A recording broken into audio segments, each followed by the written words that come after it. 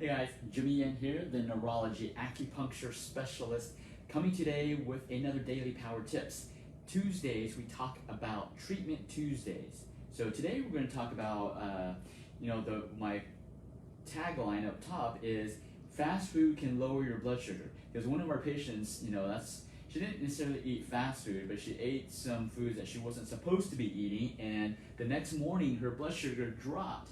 And most people think, oh man, maybe I need to eat more processed food. I need to eat more cake. I need to eat more sugar. I need to eat more fast food because the next morning the blood sugar goes down, right?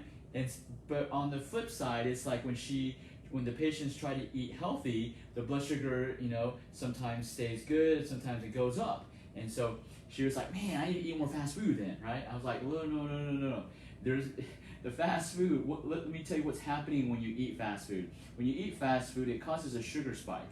So what does that mean? When your sugar spikes, then your pancreas, which is just an organ that needs to secrete a lot of keys, okay? So the way that sugar goes into our cells, so if we imagine this is our cell, the way that sugar goes, these little green dots are sugar.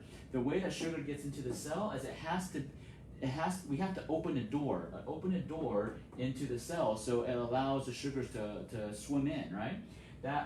So if you have a locked door, you need a key, right? So this is a key right here. So insulin, so this is insulin right here. This purple is insulin. So we need insulin insulin is the key to unlock the door to our cells to allow sugar to flow in, right?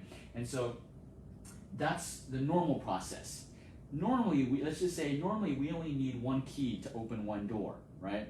But then when you eat a ton of fast food and you cause a sugar spike, it sends a signal to the brain to tell the brain, oh, I better release more keys because I got so much sugar, right? And so it's, instead of before, you only need one key to open the door. Now your body's releasing all of these keys to open that same door, right?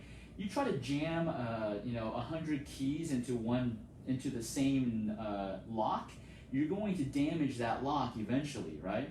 And that's what happens with something called insulin resistance, where the receptor, where the keyhole gets damaged by, whether it's by so many keys or it's by inflammation from the sugar. But the point is the keyhole gets damaged that you need more and more different types of keys to open it, right? So what required just one key to open the door now requires 10 keys to open the door. That's what's called insulin resistance, which means your body's secreting all this insulin, all these keys, but it doesn't work. It doesn't fit it can't open the door. And so over time, your insulin stops working, and then your sugar just stays in your bloodstream, and it doesn't go into your cells, right?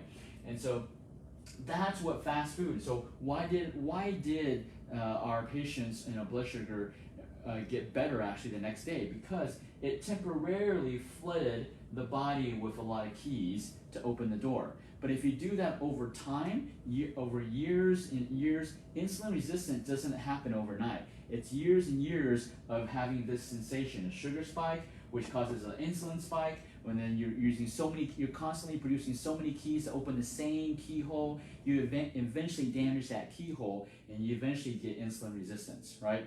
So that's why temporarily, the patient thought that, oh, I eat fast food and my blood sugar goes down, right? But yes, for that one time, and maybe a second time, maybe a third time, but over years, eventually, every time they eat fast food or eat some type of sugary stuff, they will have a sugar spike, and their insulin won't work, and their sugar will stay elevated, and therefore they get diagnosed with diabetes. Diabetes does not occur overnight. It's type 2 diabetes. Sorry, type 2 diabetes does not occur overnight. It's a lifestyle effect. It's over years of neglect. That's what happens. So I just thought it was pretty interesting because, we've had patients in the past and say, I need to eat more fast food. It's just my next day, my blood sugar is better, right? It's only temporary. Eventually, if they keep doing that, they're going to cause insulin resistance. And I just figured maybe this key analogy would make sense. So let me know if this makes sense to you. If it doesn't, I have other analogies that I use to explain to our patients about how to reverse insulin resistance or why we get insulin resistance in the first place, okay? This is Jimmy Yin from Achieve Integrative Health. We practice the Emperor's Medicine, which is a restorative medicine. We focus on restoring your organ function, restoring your keyhole, okay, so that your keys actually start working, right? That's what we focus at Achieve Integrative Health. And as always, want you to remember, everything in life is achievable. Reversing diabetes is achievable. We don't do it, you do it. But it is achievable. Everything in life is achievable, but it's up to you to make it happen. Because no one's going to force feed you, okay? You are in charge of what you put in your mouth. So let's be cognizant of what we're doing to our bodies, if that's important to you. If it's not, then hey, do whatever you want to do. But if you have a goal, it's up to you to make it happen, because everything is achievable. All right, guys? Jimmy Yin from Achieve Integrative Health. So let's get moving.